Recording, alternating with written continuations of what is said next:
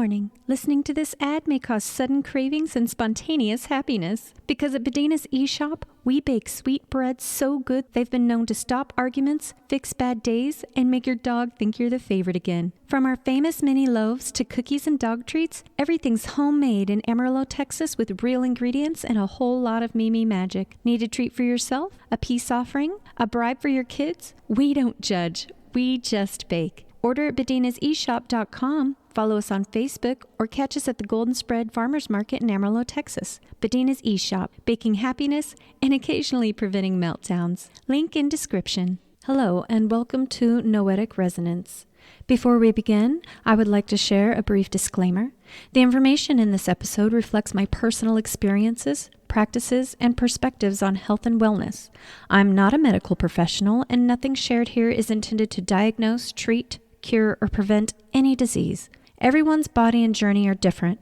If you are dealing with a medical condition, taking medications, or considering changes to your health routine, please consult a qualified healthcare professional you trust. This episode is offered for informational and reflective purposes only, and I encourage listeners to listen to their own bodies and use discernment when exploring what resonates for them.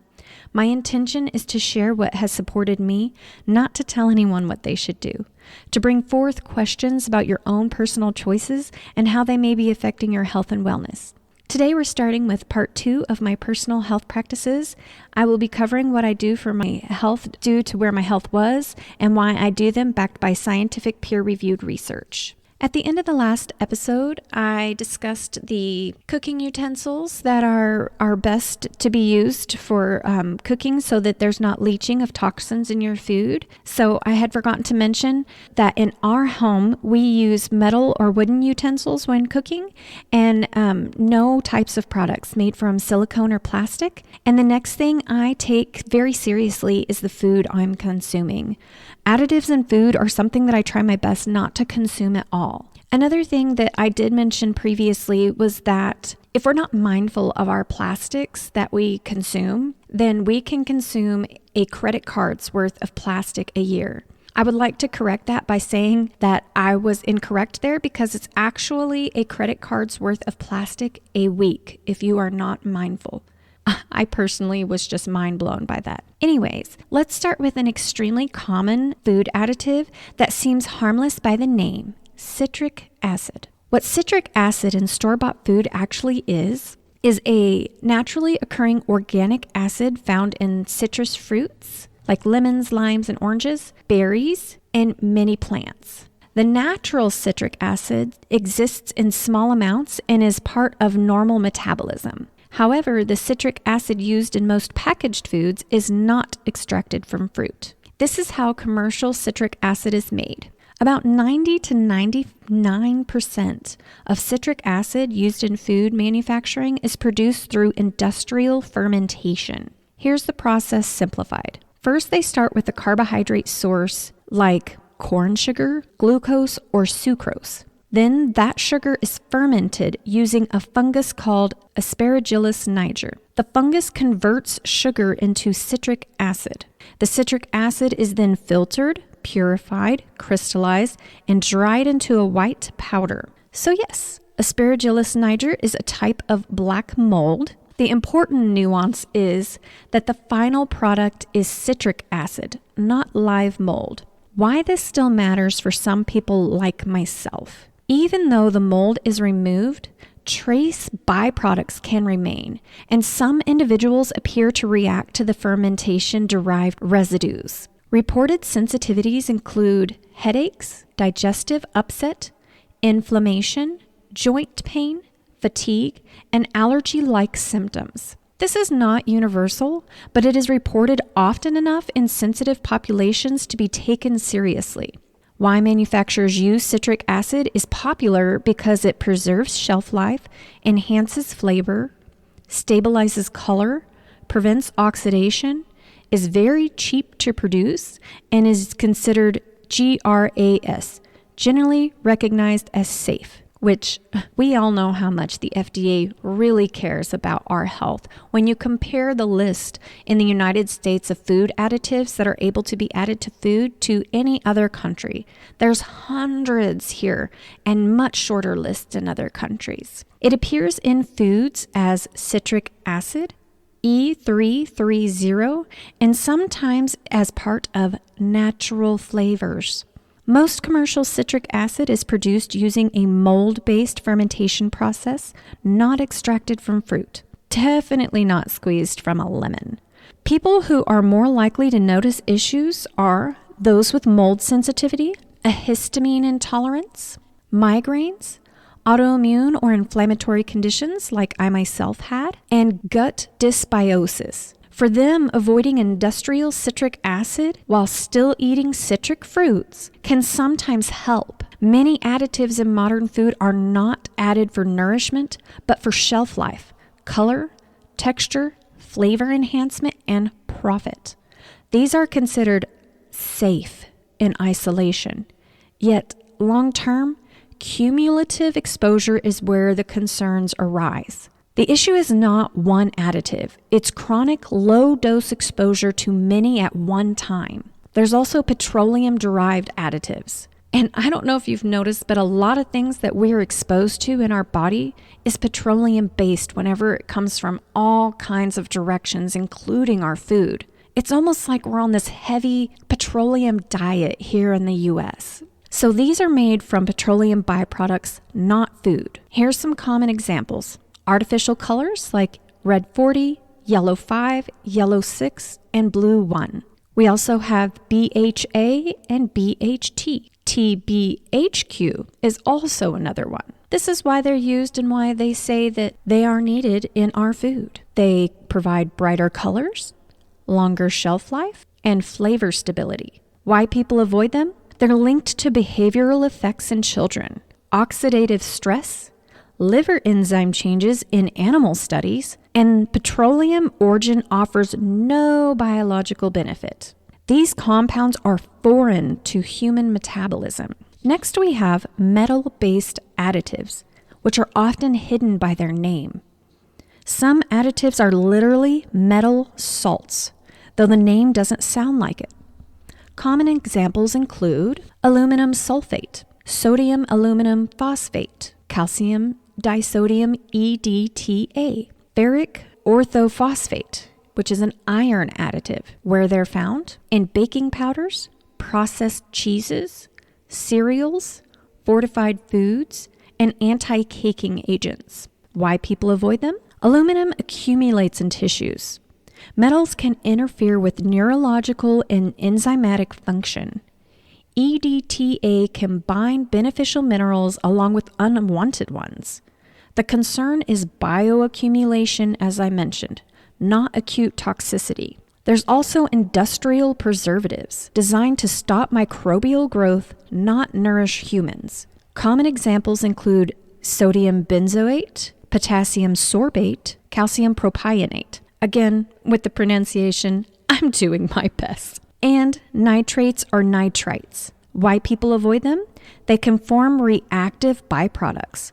They're linked to headaches, inflammation, or gut disruption in sensitive individuals.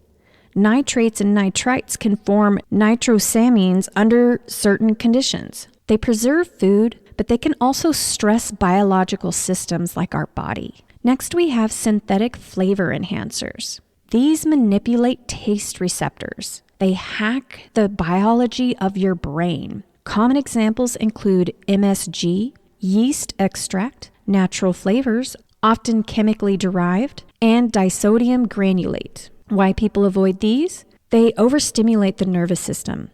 Headaches or flushing in some people occur. They disrupt appetite signaling and satiety and makes you think you're hungry when you're not, which causes overeating, but this helps their profit margins. Natural flavors does not mean whole food derived. Industrial acids are next, and chelating agents. They're used for preservation, color stability, and shelf life. Common examples include the citric acid, which I mentioned previously, phosphoric acid, lactic acid, and EDTA. This is why people avoid them. They irritate the gut lining. They can alter mineral absorption, meaning that you may have trouble absorbing the nutrients properly from your food because they are blocking it. These are processing agents, not nutrients. Next, we have emulsifiers and industrial thickeners. They're used to control texture and mouthfeel. Common examples include polysorbate 80, carboxymethylcellulose, carrageenan, and modified food starch. Why people avoid them? They disrupt the gut barrier as well. They alter microbiome balance, and they increase intestinal permeability. They create smooth textures, not digestive harmony. If you have gut issues, this might definitely be your problem. After that, we have synthetic sweeteners. They're designed to mimic sweetness without calories. Common examples include aspartame, sucralose, and acesulfamane potassium. Why people avoid these? They also alter your gut bacteria. They affect insulin signaling. So not only are these hacking your natural receptors, but the signaling that your insulin needs so that it correctly regulates your blood sugar is disrupted. They break down into reactive compounds, and they may increase cravings over time. So that's not actually helpful. They completely confuse metabolic signaling. The core issue is most additives are industrially derived. They're chemically isolated, not found in nature in this form, and tested individually, not cumulatively. That means when they're tested in the labs, they only test for each individual one, not whenever you're using all of these together. And a lot of foods have them in there all together. The body is electrochemical, as we discussed, and hormone regulated. Repeat low-dose exposure can disrupt your endocrine signaling, stress detox pathways, burden the liver and gut, and increase inflammatory load over time. You can see how this can completely hijack your system, making you more hungry, making it to where your body can't regulate your insulin, and create issues. Because whenever those things happen, it causes diabetes and other things like that that are disruptive to your gut. Most food additives exist to stabilize products, not support biology, and minimizing them reduces the chemical load the body has to manage. But the truth is, we do not need them in there.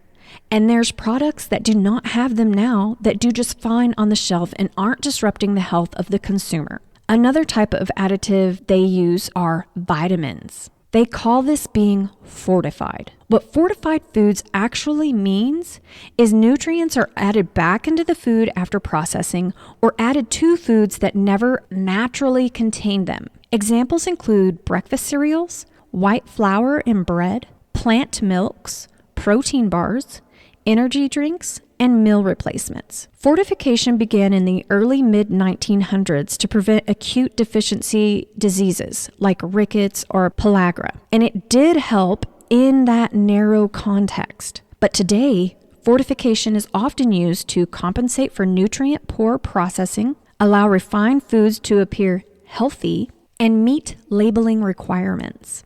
The key issue is synthetic food versus food-bound nutrients. In whole foods, vitamins come in complexes, not isolation.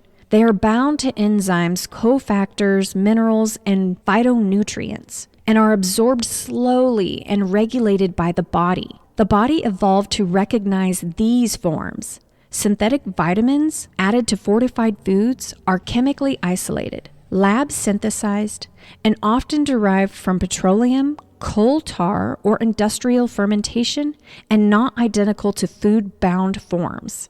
They may look the same on a label, but biologically, they behave completely different. Here are some common synthetic vitamins and why some people react to them. Number 1 is folic acid, which is synthetic folate. It's found in fortified grains, cereals, and supplements. The issue is this must be converted by the liver into active folate, and many people have limited conversion ability. Unmetabolized folic acid can accumulate, which masks B12 deficiency, neurological symptoms in sensitive individuals, and disrupt methylation.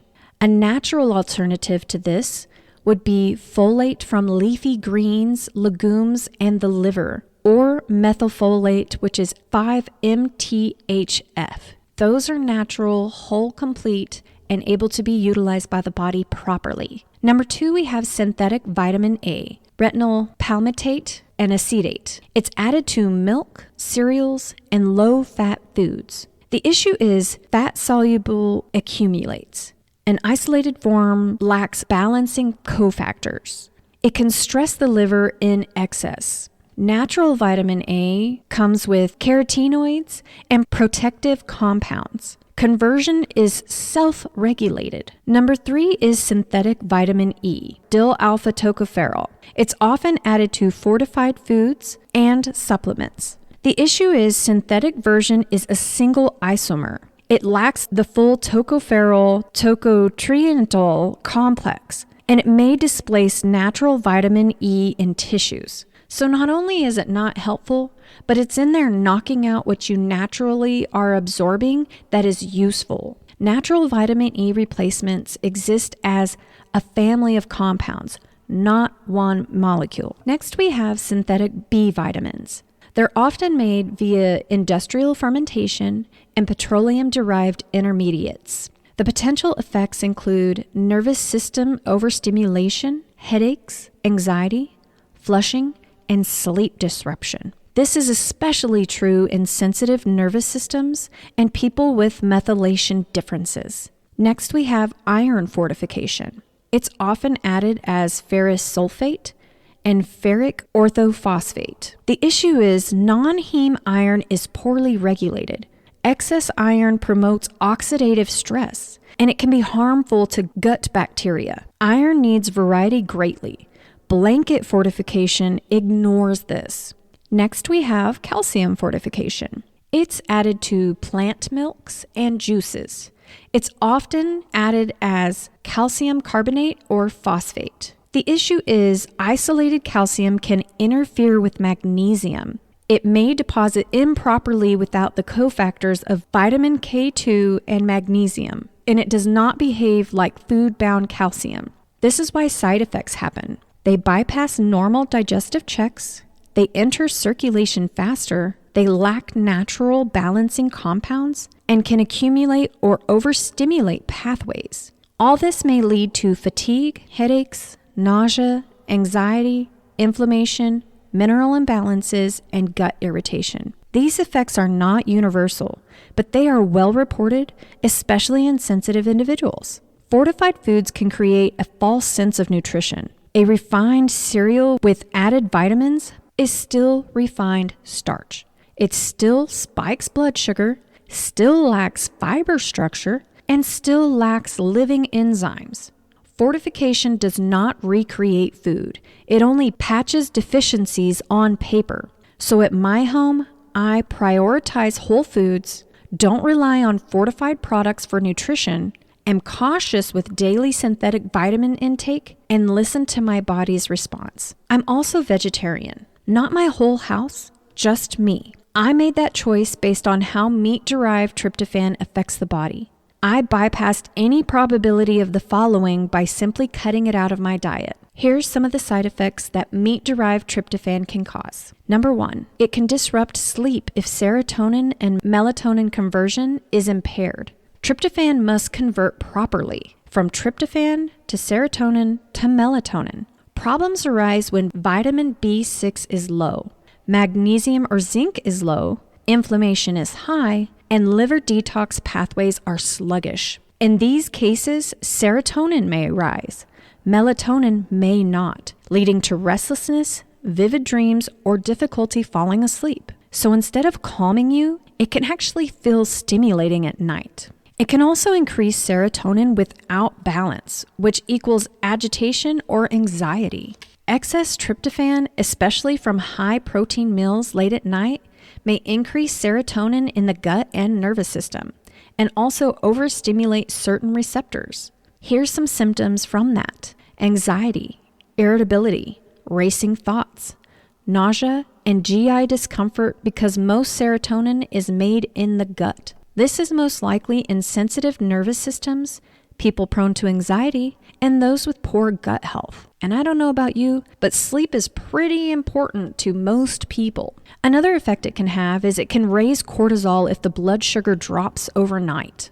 High protein and low carb meals increase tryptophan intake, but may lower nighttime blood sugar. If your glucose drops, cortisol and adrenaline rise. Sleep becomes fragmented and early waking occurs. This creates the paradox where a healthy protein-heavy dinner worsens sleep. All these things were exactly what I was saying because previously I had a high meat protein diet and low carb. The next issue with it is it can be diverted into inflammatory pathways. When the body is under chronic stress, inflammation, and immune activation, tryptophan is diverted away from melatonin and serotonin into the kynurenine pathway, producing metabolites that are neuroreactive, sometimes neurotoxic, and associated with brain fog, low mood, and fatigue. Ew. This is well documented in inflammatory and autoimmune states. The next thing it can do is contribute to headaches or migraines in some people. Serotonin fluctuations affect blood vessel tone and pain signaling. In sensitive individuals, tryptophan-rich meals may trigger headaches, migraines, and pressure behind the eyes. Again, this is not universal, but clinically observed. The next thing that can happen is gut fermentation issues, especially with poor digestion. If protein digestion is weak, tryptophan may be fermented by gut bacteria, and it produces indoles and other metabolites. It leads to bloating, brain fog, fatigue, and histamine-like reactions. And if you're not familiar with what histamine-like reactions are, it's like an allergic reaction. This is more common with low stomach acid, dysbiosis, and SIBO. The next is interaction with medications or supplements. Tryptophan intake can interact negatively with SSRIs, MAOIs, certain antidepressants, and 5-HTP supplementation. All of those are mental health medications, and a lot of people are on those. You can see how that would be very bad if there is a disruption in the way those medications are supposed to work. The risks are excessive serotonin activity, agitation, and sleep disturbance. This is why supplementation should be cautious. The key takeaway is tryptophan is not harmful, but more is not always better. Timing matters, metabolic context matters, and nervous system state matters as well. Problems arise when tryptophan is abundant, but the body can't process it correctly. With a vegetarian diet, I consume this essential building block in other ways. Mine comes from pumpkin seeds, sunflower seeds, sesame seeds, oats, bananas, legumes, and nuts. Plant foods do contain tryptophan, but the amounts are usually lower per serving. And fiber and other amino acids are complete for absorption. The conversion efficiency can vary by individual. This doesn't make plant sources bad, it just means the body may need more total intake or better metabolic support. I've found for myself personally that no meat is better for me. Previously, I struggled constantly with low protein and other labs that were all over the place.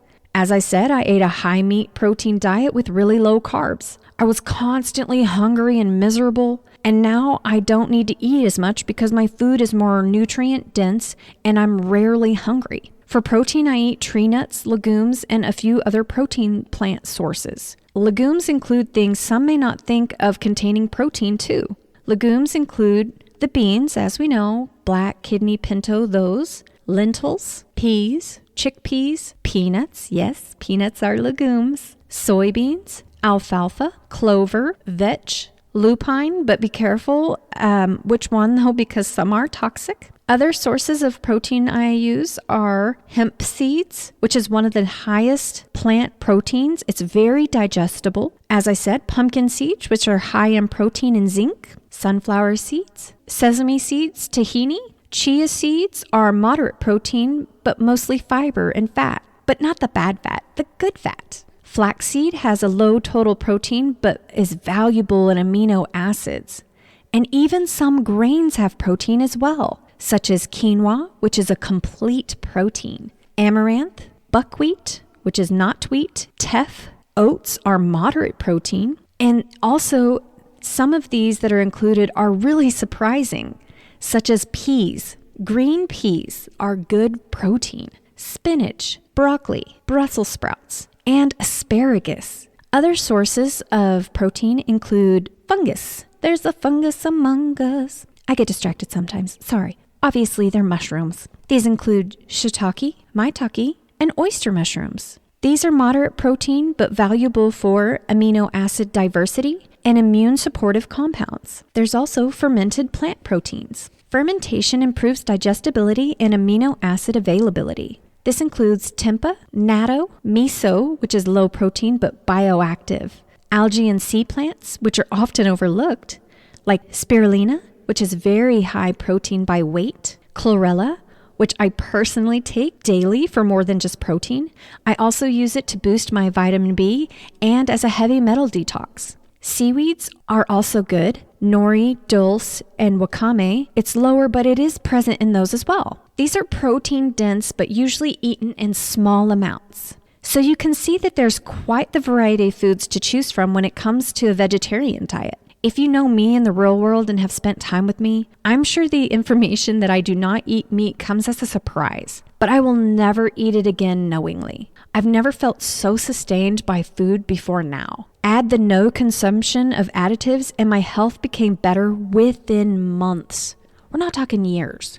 We are talking within months. Literally within 6 months, I was off every single medication I had in my large tote bag I used to carry with me to every single doctor's appointment. After tackling my diet to become cleaner, I started with the products we consume on a daily basis that isn't food, such as shampoo, conditioner, body wash, perfume, lotion, and other hygiene products. At first, I was utilizing an app called Yuka, Y-U-K-A. It scores things and flags additives and ranks how dangerous the additives are based on research. I don't use it anymore though because I read all my labels myself, and if there's additives that aren't natural in it, I won't use it. I know what I'm saying may be extreme to some, but I've never felt so good in my whole life with my health, not even as a kid. They found the start of my heart issues when I was 11. Even my arthritis started before my teen years. This is because even though my mom fed us healthy food, the food additives started being put in the foods in the 1980s. I've definitely learned the FDA is a joke. As I said, compare the food additive list of our country to any others. It's eye-opening. There are more natural products on the market that do not disrupt your body's natural processes. I even use a natural deodorant. This is because most commercial fragrances and perfumes are not made from natural scent alone. They are typically complex mixtures of synthetic chemicals, many of which are classified as endocrine disruptors. And if you don't understand whenever I'm saying endocrine disruption, this means that your hormones, which regulate every single thing in your body whenever it comes to hunger, sleep, your weight, your hormones, all of that is disrupted by these products. Endocrine disruptors interfere with the body's hormone system by mimicking hormones. They block hormone receptors, alter hormone production, transportation, and breakdown. While fragrance is especially disruptive, the term fragrance or perfume on a label can legally represent dozens to hundreds of undisclosed chemicals. Many fragrance compounds are fat-soluble, allowing them to easily enter the bloodstream. They are readily absorbed through skin, lungs, and mucous membranes. So when you're sitting there spraying it and smelling it, up your nose it goes to be absorbed quickly. Common offenders include phthalates, which are often used to make scents last longer and are well documented for their hormone-disrupting effects.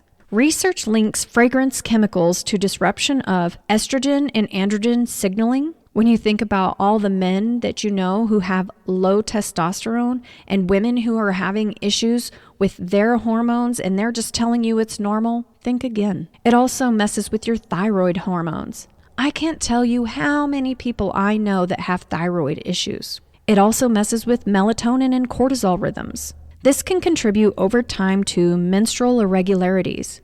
I can personally think of many people who have issues with their monthly menses. You know someone with fertility challenges? It may be these fragrances. sleep disruption, mood changes, headaches and nervous system sensitivity. The cumulative effect matters. Again, individual exposures may be small, but fragrances are used daily, layered across products such as soap, lotion, detergent, and as I mentioned, perfume, and they're inhaled repeatedly. We even just sit there and blow Febreze all over our houses. It's in there too. Read the labels. Hormonal systems operate on very small signals, so repeated low-dose exposure can have outsized effects. Hormones are regulated by tiny signals, and fragrance chemicals are small enough to interfere with them. So even my laundry detergent is homemade with natural products. I've come to not use any over-the-counter perfumes or lotions. I make my own. I'm not saying that you need to do these things like I'm doing them. I'm just saying that you need to be mindful and look at what's in them, especially if you're experiencing issues. There are some clean ones on the market. This is just what works for me. Our largest organ is our skin. It is constantly taking in what we come into contact with. So I try my best to be mindful of what it's in contact with. It's also not just about the scents that disrupt those processes. Many personal care and household products contain petroleum-derived chemicals designed to create scent, foam, preservation, stain resistance, or long shelf life, not to support human biology. The skin is not a barrier. It's an absorption pathway. These products often contain phthalates, which are scent stabilizers, parabens, which are preservatives, sodium lauryl sulfate, or SLES, which are foaming agents, PEG compounds, which are emulsifiers, petroleum solvents, quaternary ammonium compounds, quats or antibacterial agents, and optical brighteners for laundry detergents. Many of these are derived from petroleum or industrial chemical processes. Here's how they affect the body. As we mentioned, there's endocrine disruption. Many of these chemicals are known or suspected endocrine disruptors. They can mimic hormones, as I said, especially estrogen, block hormone receptors, and interfere with hormone production or breakdown. I know I'm repeating myself on some of these, but it is because they are so important. Number 2, it can cause skin barrier disruption.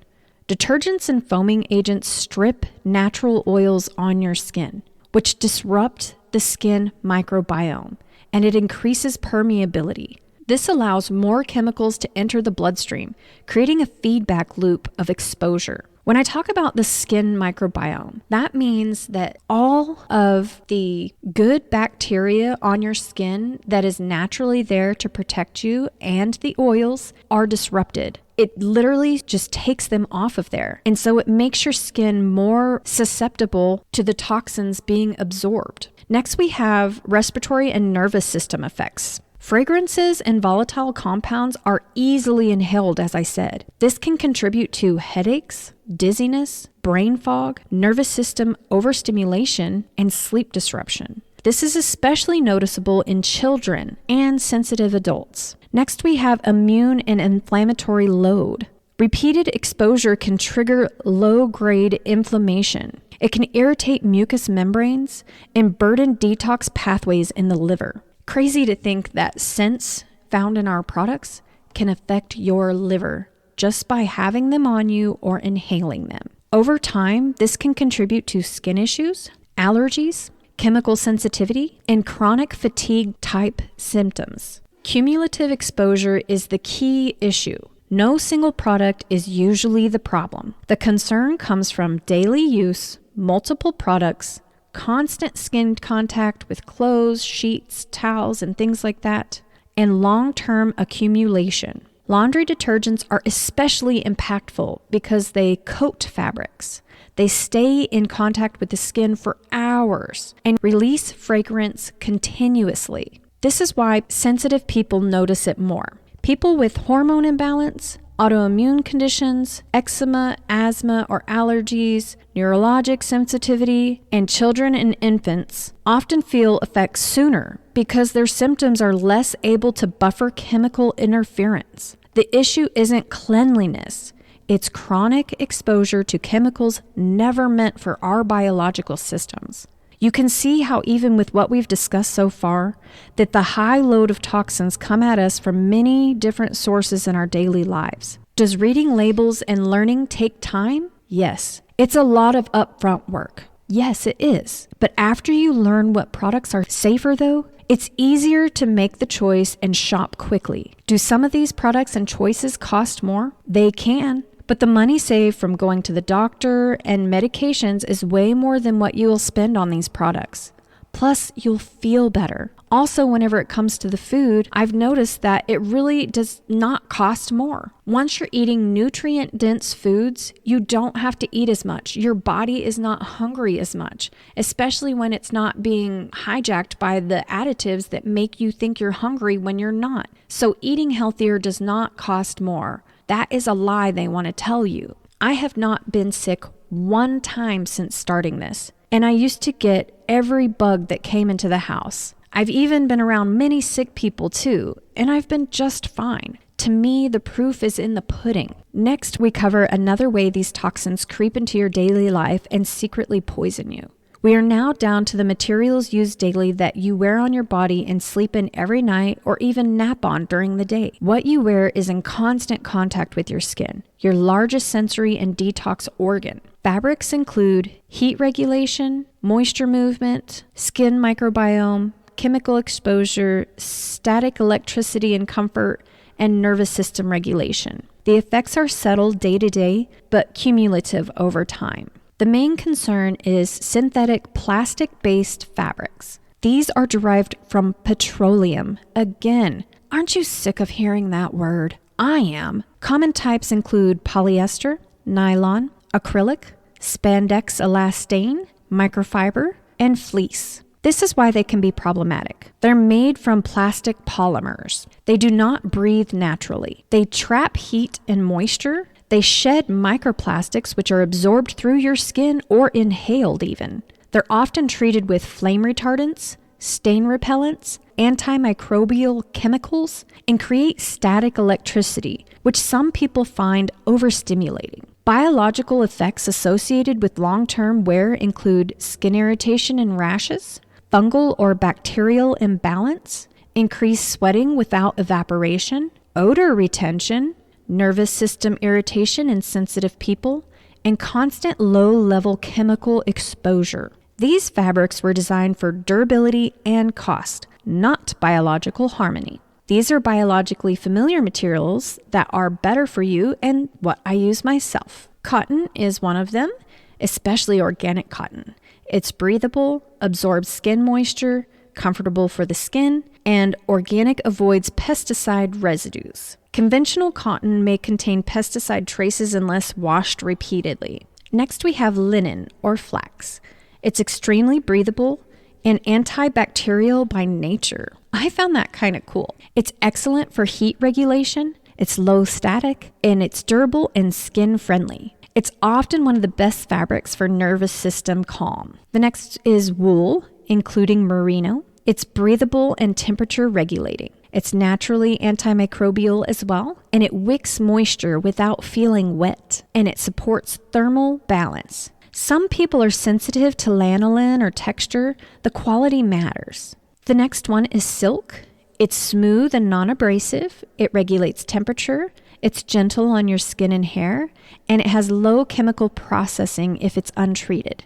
It's often recommended for sensitive skin and sleepwear.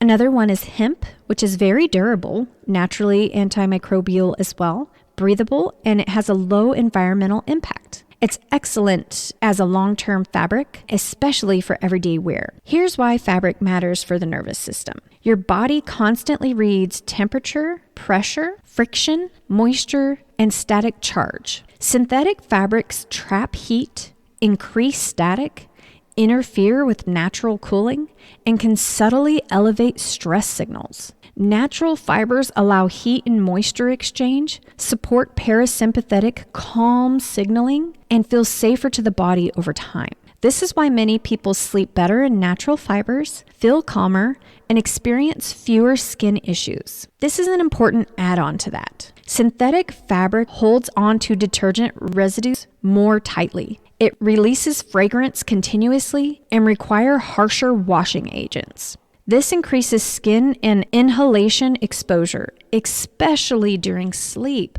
Good God, can't we just get some decent sleep with the food and everything else? Am I right? Your clothes aren't neutral though.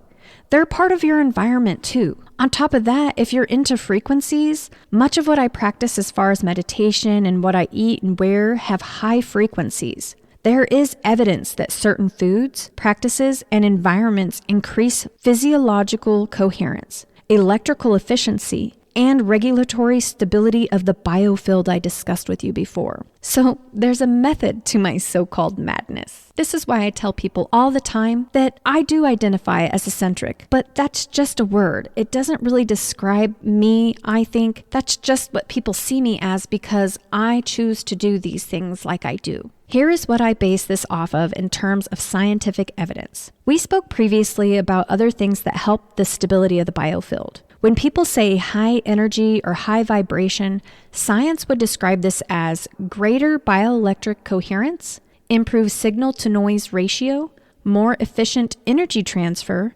stable electromagnetic rhythms, and reduced physiological entropy. In short, better organization of energy is not more energy. That distinction matters. What science actually shows is that food affects mitochondrial efficiency, redox balance or oxidation versus reduction, inflammation, gut-brain signaling, and cellular electrical gradients. Whole fresh foods, especially plants and minimally processed foods, reduce the inflammatory load. They improve cellular hydration, support mitochondrial membrane potential, and stabilize blood sugar and nervous system signaling. All of these directly affect electrical signaling in the body. Biophoton research proves that living foods, fresh plants especially, emit ultra-weak light, biophotons. Studies show higher biophoton coherence in fresh living foods and reduced emissions after processing, heating, or storage. This doesn't mean you absorb light magically. It means living foods reflect higher biological order, which supports ordered physiology. These are documented influences. Infrared light increases easy water and mitochondrial efficiency. Natural light cycles stabilize circadian rhythms.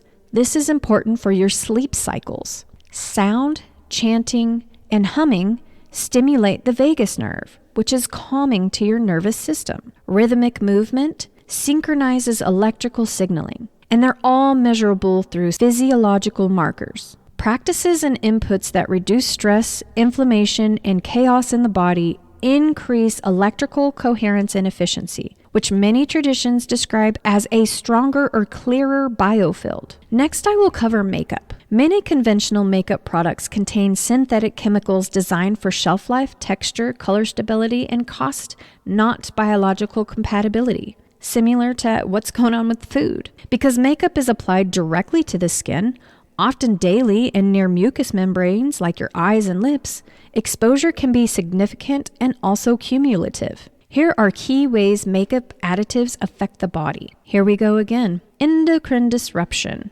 Common ingredients such as phthalates, parabens, PFAS, and certain synthetic musks can mimic natural hormones, as I've said before, especially estrogen, block hormone receptors, and interfere with hormone metabolism. Hormones operate at an extremely low concentrations, as I've said, so repeated small exposures can matter. Makeup can also cause skin barrier disruption. Ingredients like petroleum derivatives, silicones, and harsh preservatives can impair the skin's protective barrier, disrupt the skin microbiome, and increase permeability, allowing more chemicals to enter circulation. This can lead to irritation, acne, eczema, and sensitivity over time. We also have heavy metals in pigments. Color cosmetics may contain trace heavy metals such as lead, cadmium, chromium, and nickel, either intentionally in pigments or as contaminants. I personally am allergic to nickel, so this matters a lot to me. These metals accumulate in the body, interfere with neurological, hormonal, and immune function, and are especially concerning around the eyes and lips. Next, we have nervous system and inflammatory effects. Fragrance compounds and volatile solvents can be inhaled and absorbed, contributing to headaches, brain fog, nervous system overstimulation, and low-grade chronic inflammation. So cumulative exposure, the body burden, is the issue that is rarely one product like the other stuff we've been discussing. It's layered daily use. Because you have foundation, concealer, mascara, lipstick, and setting sprays, just to name a few. Together they create continuous low-dose exposure that the body must detoxify. Makeup isn't just cosmetic, it's biological exposure. So be mindful when you buy that beauty product. It may not be worth it. Here's some makeup ingredients to watch for, specific to cosmetics. Fragrance and perfume, listed as fragrance or perfume. It's found in foundation, powders, blush, and lipstick. It's undisclosed chemical mixtures, hormone and nervous system disruptions, especially concerning on the lips and the face. Next, you want to look for PFAS, PFAS, which are fluorinated compounds in long-wearing makeup, often hidden under names like PTFE, polyfluoroalkyl, I may be saying that wrong, I'm trying my best again, fluoropolymer, PEG phosphate, which is a really long word that I cannot pronounce, and it's found in waterproof mascara, long-wearing foundation, liquid eyeliner, and lip stain. These are forever chemicals, which are bioaccumulative, have hormone and immune effects. You also want to look out for heavy metals, like I said, that are pigment related. They're often not listed, but found as contaminants. These are things often found in common products. Lipstick usually has lead. Cadmium is in orange and red pigments. Chromium is in green pigments. And nickel is in blacks and browns. This includes in lipsticks, eyeshadows, and eyeliners. And of course, again, neurological and hormonal accumulation is the problem. Lip products are the highest concern area. They have petroleum-derived bases and solvents, such as isodecane, petrolatum, mineral oil, paraffin, and ceramicrocrystallina. They're found in foundation, concealer, and lip products. They're occlusive and can trap toxins and impair your skin's barrier. Here are some preservatives in makeup that are of concern. Phenylethanol, formaldehyde releasers such as DMDM, hydantoin, and quaternium 15. They're found in liquid foundations and mascaras. They irritate the skin, they cause sensitization, and endocrine stress. Next, we have parabens like methylparaben, propylparaben, and butylparaben. They're found in foundations, creams, and concealers. These cause estrogen-mimicking activity. Along with that is silicones, which are context-dependent. Dimethicone, D5, and D6. They're found in primers, foundations, and smoothing products. They're not acutely toxic, but they're occlusive. They disrupt skin microbiome and trap other chemicals against the skin. Talc is also an issue unless it's verified as asbestos-free. It's found in powders, blush, and eyeshadow. They're a contamination risk and an inhalation concern. The highest priority products to clean up first, if someone is wanting to change but maybe can't change everything, is your lipstick or lip gloss, mascara, liquid eyeliner, and your foundation or concealer. These have the highest absorption or ingestion risks. If it stays on your skin all day or goes on your lips or eyes, ingredients matter more. I personally use only mascara, eyeshadow, and a bit of blush. That's if I use any. My eyelashes seem to have gotten thicker and longer since changing the other things in my diet and daily use products. I'm not saying don't or whatever, just be mindful. This sums up the main things I do for my health. I do hope it resonated and gave you much to think about. I'm extremely passionate about my health now and sharing what I have learned with others so that their lives may be changed for the better as well. Some may call that radical, but if you felt as good as me, you would want to share it just as much as I do. They say as we age, feeling worse is normal. I say they're full of duck butter. Next episode, we will be talking about detoxing from the toxins you've been exposed to in your environment. Until next time, may your path be aligned, your gnosis be clear, and the veil be ever thin. Thanks for all the love and support. Much love and positive vibes.